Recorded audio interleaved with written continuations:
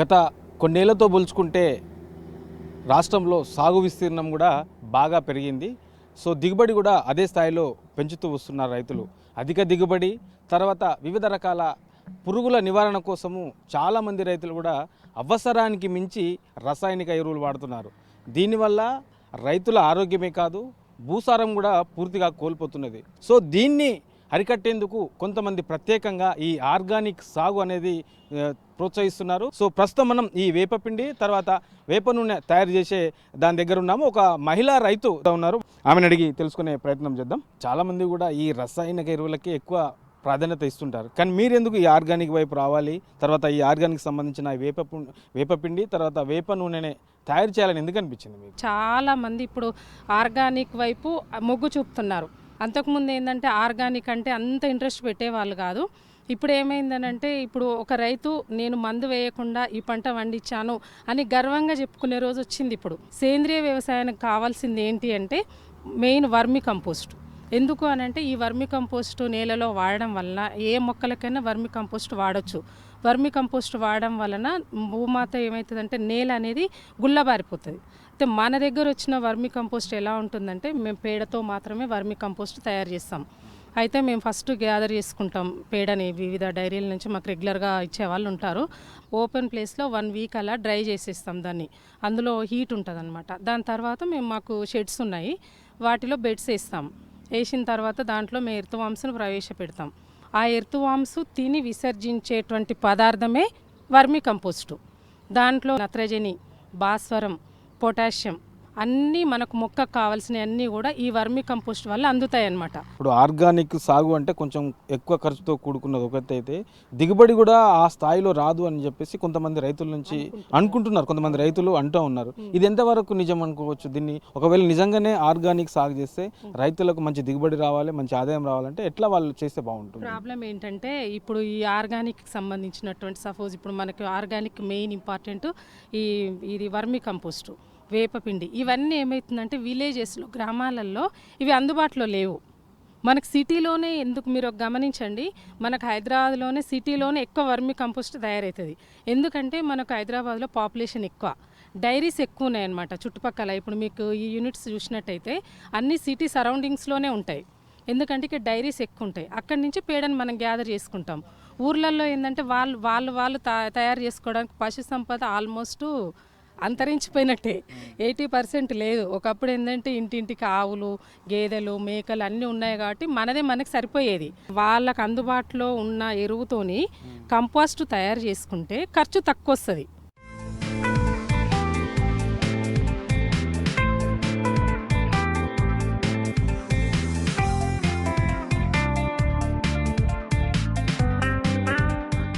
So ఈ bed system ఉంది కదా, ఈ బెడ్ సిస్టంలో ఎన్ని రోజులు ఉంటుంది ఇది మొత్తం? ఇది మనకు రెడీ అయ్యేసరికి 60 days పడుతుంది. 50 to 60 days అంటే మన వెదర్ను బట్టి. అయితే వర్షాకాలం అట్లా అనుకోండి కొంచెం ఎక్కువ టైం పడుతుంది. అయితే ఇప్పుడు మేము వేసిన తర్వాత అబ్బాయి వాటర్ చేస్తున్నాడు కదా స్ప్రే, అట్లా 2 times చేస్తాం సమ్మర్లో. ఎందుకంటే వామ్స్కి ఎప్పుడూ తడి ఉండాలి. ఆ వామ్స్ విసర్జించిన తర్వాత మనకి ఇట్లా తేలికగా అయిపోతుంది అనమాట. ఇది మనకు తయారైందనమాట, ఇది ఫైనల్. అయితే ఇప్పుడు వామ్స్ ఉన్నాయి కదా, ఇంకా కొన్ని ఉన్నాయి ఇప్పుడు ఈ బెడ్లో, ఇంక ఇది ప్రాసెస్లో ఉంది. అయితే కంప్లీట్ అవి తిన్న తర్వాత లోపలికి వెళ్ళిపోతాయి. అప్పుడు మనకు పైన ఉన్న కంపోస్ట్ను మేము ఏం చేస్తామంటే ఇదిగో ఇక్కడ చూడండి, బెడ్స్ మించి ఇలా తీస్తాం అనమాట. మెల్లగా తీస్తారు, తీసింది మెల్లగా తీస్తారు. అయితే మొత్తం తీయము, ఒక లేయర్ ఉంచుతాము. ఎందుకంటే మళ్ళీ దాని మీద మేము మళ్ళీ బెడ్స్ వేస్తాం అనమాట. ఇది కంటిన్యూ ప్రాసెస్. ఇప్పుడు ఇది మనకి రెడీ అయింది ఎలా తెలుస్తుంది అంటే ఎలాంటి స్మెల్ ఉండదు, తేలికగా ఉంటుంది. ఇంకా మనం ఇప్పుడు ఎక్కువ ఏమడుగుతున్నారంటే డిమాండ్ ఎలా ఉందంటే దాంట్లో మ్యానర్స్ కలిపియమంటున్నారు ఎక్కువ.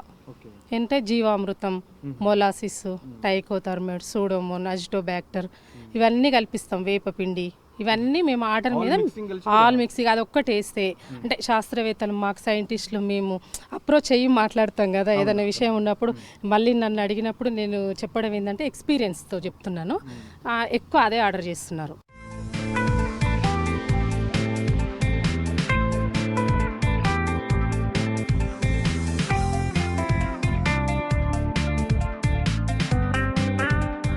సో సో మనకు ఇందాక చూసిన ప్రాసెస్ వేరే కనబడుతున్నది. సో అక్కడ బెడ్ సిస్టమ్ ఓపెన్ ప్లేస్లో చేశారు.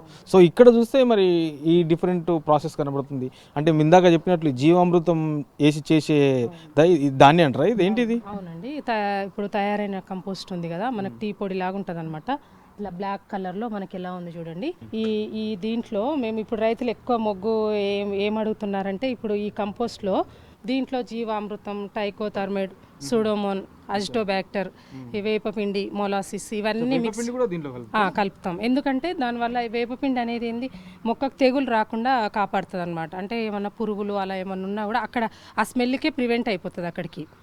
ఈ టైకోథర్మైడ్, సూడోమోన్ ఏంటంటే మొక్కకు అగ్గి తెగులు కానీ, బూజు తెగులు కానీ, వేరుకు ఏం డిసీజెస్ రాకుండా కాపాడుతుంది అనమాట. మనం నివారించగలుగుతాం.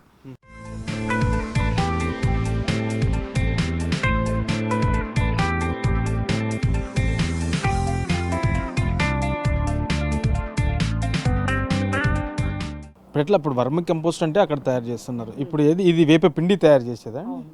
వర్మి కంపోస్ట్కి ఎంత డిమాండ్ ఉందో వేపపిండికి కూడా అంతే డిమాండ్ ఉంది. ఇప్పుడు ఈ వేపపిండి అనేది ఏంటంటే, మేము ముందే వేపకాయల సీజన్లో తీసుకొని స్టోర్ చేసి పెట్టుకుంటాం. బాగా మాగిన వేపకాయలు తీసుకొని స్టోర్ పెట్టుకొని, మా దగ్గర మిషన్ ఉంది కదా, దాంట్లోంచి ఇట్లా పౌడర్ చేస్తాం అనమాట. ఆ పౌడర్ ఎంత క్వాలిటీగా ఉంటుందంటే, మీకు వర్మీ కంపోస్ట్ ఎలా ఉంటుందో సేమ్ వేపపిండి కూడా అలానే ఉంటుంది. దాంట్లో ఒరిజినల్ ఎంత దానికి ఘాటు స్మెల్కే. ఇప్పుడు మనం భూమిలో మొక్కలు పెట్టినప్పుడు మనం భూమిలో ఎలాంటి ఎరువులు వేయాల్సిన అవసరం లేదని చెప్తున్నారు శాస్త్రవేత్తలు. ఇది ఒకటి వేస్తే సరిపోతుందని. అసలు మనం ఇట్లా పట్టుకున్నామంటే ఎంత ఘాటుగా ఉంటుంది ఈ స్మెల్. ఈ స్మెల్కి ఏమవుతుందంటే, మనకు ఏమన్నా పురుగులు ఉంటాయనుకోండి, ఆ పురుగులు ఏమన్నా చెట్టు పైకి చీమలు అవి పాకకుండా ఇది అక్కడికే స్టాప్ అయిపోతుంది ఆ స్మెల్కి. ఇప్పుడు వేప పిండి ఉందన్నప్పుడు నీమాయిల్ కూడా అడిగారు మమ్మల్ని. అయితే ఈ నీమాయిల్ ఎందుకంటే, ఇప్పుడు ఇవి టెర్రస్ గార్డెన్స్కైనా వాడచ్చు, ప్లస్ ఏ పంటలకైనా డిసీజెస్ ఉంటాయి కదా, పేనుబంక లాంటిది అట్లా ఏమన్నా ఉన్నప్పుడు దాన్ని మనకున్న డిసీజ్ని బట్టి ఇది వాటర్లో కలుపుకొని వాడుకోవాలి.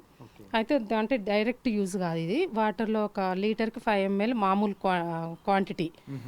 దాంట్లో సోప్ వాటర్ కానీ, షాంపూ వాటర్ కానీ ఏదన్నా ఒకటి మిక్స్ చేసుకొని, డిసీజ్ ఎక్కువ ఉంటే 10 ml అట్లా స్ప్రే చేయొచ్చు అనమాట. దానివల్ల మొక్కకు తెగులు ఏమన్నా ఉన్నా కూడా పోయే అవకాశం ఉంటుంది అనమాట.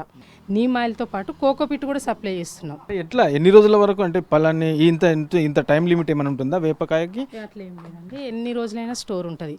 ఇంకా ఎక్కువ రోజులు అవుతా ఉంటే ఇంకా మాగుతుంది కదా, ఆల్రెడీ ఎండిపోయి ఉంటుంది, అది ఎప్పుడైనా వాడుకోవచ్చు. చాలా మంది ఈ వీటితో ఆర్గానిక్ వైపు కంటే రసాయనిక ఎరువులు ఎక్కువ వాడుతూ ఉంటారు.